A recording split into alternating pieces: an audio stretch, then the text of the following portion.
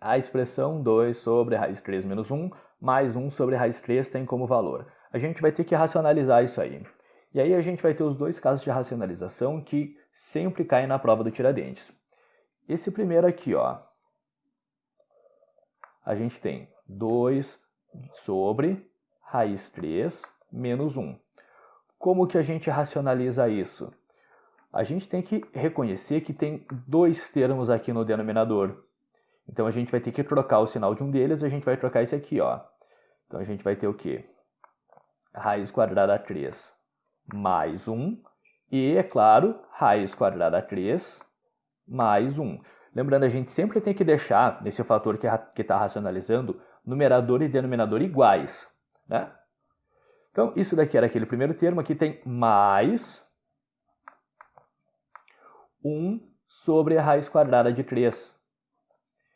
Isso aqui é um outro caso, porque só tem um termo no denominador, então a gente vai multiplicar só por aquela raiz, vezes raiz de 3 sobre raiz de 3. Vamos ver como é que fica isso? Nesse primeiro termo aqui. Eu, a princípio, não vou multiplicar.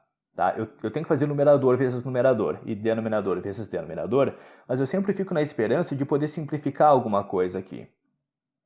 2 vezes raiz quadrada 3 mais 1. No denominador, quando a gente multiplica raiz 3 mais 1, raiz 3 menos 1 vezes raiz 3 mais 1, é um produto notável do terceiro caso. É o produto da soma pela diferença, vai ficar sempre o quadrado do primeiro termo, e a raiz quadrada, quando eu elevo ao quadrado, vai ficar só 3, menos o quadrado do segundo, e 1 ao quadrado é 1.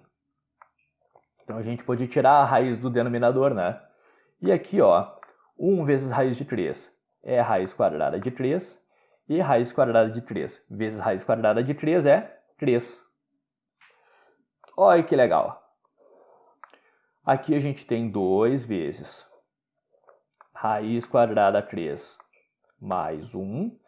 3 menos 1, o que a gente tem no denominador? 2. Você está vendo o que eu estou vendo? Esse 2 aqui vai morrer com esse 2 aqui.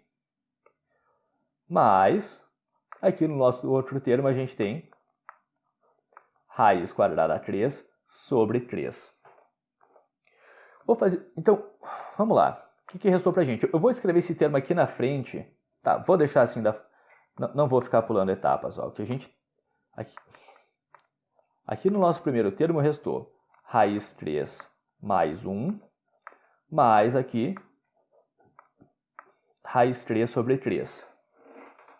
A gente poderia fazer um mínimo múltiplo e juntar todos eles, mas a gente vê que a gente tem as raízes juntas e essa parte racional continua separada ali.